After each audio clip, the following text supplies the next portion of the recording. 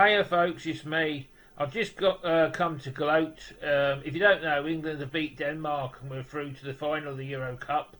First tournament in since '66, the year I was born, and it came as a shock. Now, before you tell me about penalties and you was robbed, I refer you back to the Harry Kane incident. That was a clear penalty, and Denmark got lucky because they should have had a penalty for that. Whether Sterling was a penalty, well, who knows, but at least we're through anyway. The whole country's in bits at the moment, so we've got to play Italy on Sunday, which I can't wait. I picked up, this is sort of an extension video from the last one I did. I've got a couple more Judas Priest items. One I knew was coming, one I didn't. I bought it the night I made the last video. And I just wanted to show them, because one's quite an interesting item. And so this is not the interesting item. This is the sort of item I wouldn't touch with a barge pole with a condom on it, unless it was Judas Priest. It's a 7-inch picture disc. It was so cheap. It's got the Screaming for Vengeance logo on it for the two songs Roth Screaming for Vengeance. You've got another thing coming, and you get an Exciter recorded live, which is a little bonus. That's what they used to do with these things, but the only reason why I bought it is it had Judas Priest on and it was cheap. Any newbies watching, don't store your picture discs in these covers, because they weld themselves to them and you can kiss them goodbye.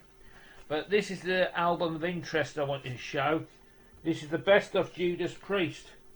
And this one, I think, didn't cost me an awful lot of money, very cheap. And my eyes nearly popped out of my head when I saw this. And for the price it was going for. Judas Priest made their very first two albums were with a record label called Gull, spelt Gull, or as in seagull. And they did Rock and Roller first, then it was Sad Wings, my favourite album.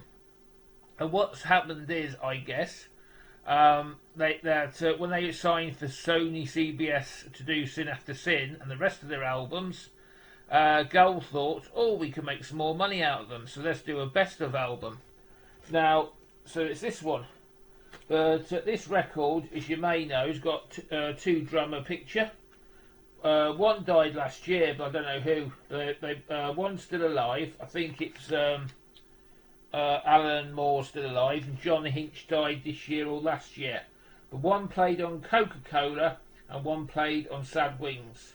And that's a photograph of the band, and that's the track listing there. And it was released, this album, in 1978. It's got my favourite song, Victims of Changes, on it. But the only thing is the samurais on the cover.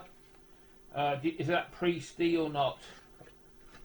But yeah, that's the band. I just thought I'd show you the internal part of the record. We're doing it without a general anaesthetic today. But yeah, let's have a sniff. Always have a sniff of your records. Oh, that smells beautiful. 1978 sniff.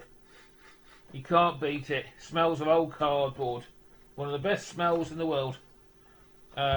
Keep clean. And someone's making their own jokes up there. And that's the label. Go. And the vinyl is immaculate. Not a mark on it. And yeah, so this technically might have been Priest's third or fourth album. But I've got a feeling it wasn't authorised. Because these small labels, that's what they used to do in them days.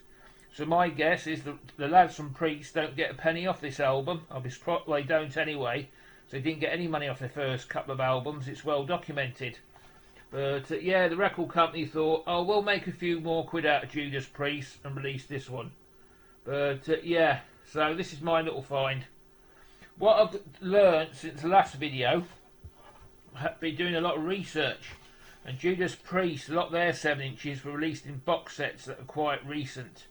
So I'm still going to keep the hunt up. I'm going to extend it to 12-inch albums as well. And basically anything with Priest on it. But a lot of the 7-inches, because they did a 7-inch box set recently. I forgot the album. I think it was the one about Nostradamus, or round about here, maybe a bit later. But see what happens. Anyway, I hope there's no sore Danish people on. But so I've got no sympathy for the Danish because we were lucky because they should have conceded. Kane should have got a penalty, and it all balanced it out in the end.